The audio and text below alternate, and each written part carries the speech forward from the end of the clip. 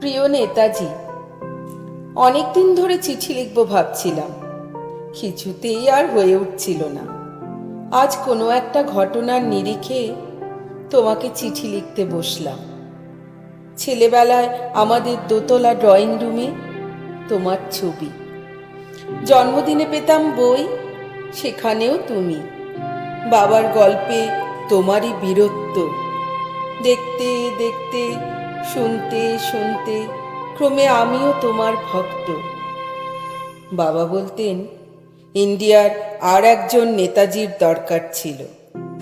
মা গাইতেন বীর সুভাষের মহান দেশ।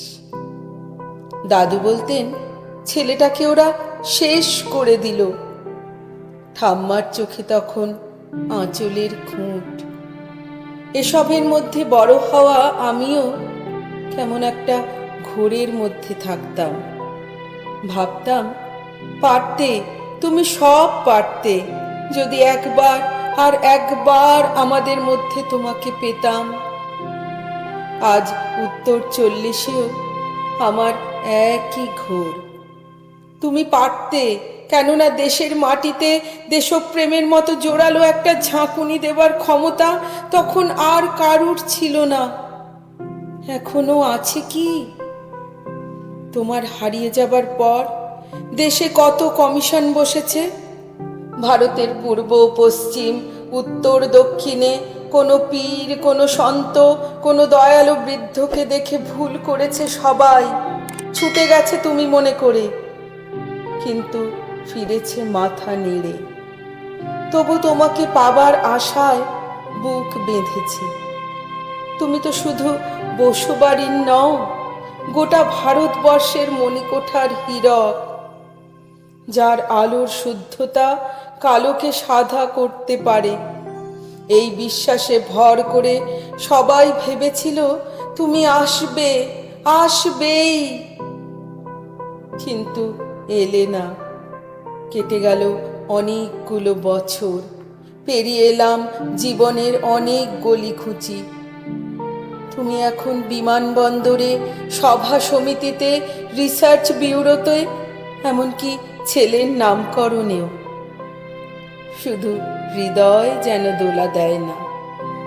জানো, তোমার জন্মদিনটা এখন সবাই ছুটির দিন বলে আয়েশ করে উপভোগ করে। আর ছেলেরা, তারা তো এখন দেশ থেকে বিদেশের খবরই বেশি রাখে।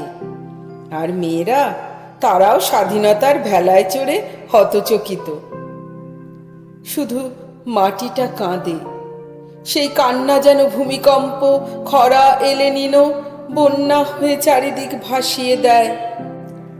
এখনো অভিমান করে শুয়ে থাকবে রেনকোজিতে? আজ যখন ঘাড়ের উপর AK-47-এর নিঃশ্বাস, রক্তের হরি খেলা ধর্মের জিগিরে, তখন শোনাও সেই আওয়াজ, আমি সুভাষ বলছি। মেয়েটা দৌড়ে এসে বলবে, মা মা দেখো, উনি আসছেন। পাশের বাড়ির মেসোমশাই ডাকবেন জানালা দিয়ে, বৌমা আমি বলিনি উনি ফিরে আসবেন?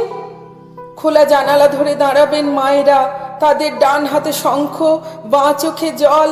নদী হবে উত্তাল, নৌকা বেসামাল, পরাণ মাঝিও চেঁচাবে উনি আসতেছেন।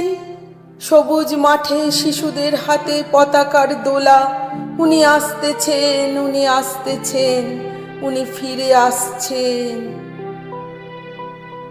তোমার হারিয়ে যাওয়া জন্মদিনের ভেতর থেকে উঠে আসুক আর একটা 23-এ।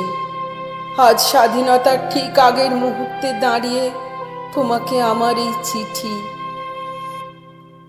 প্রণাম নিও। ভালো থেকো নেতাজি।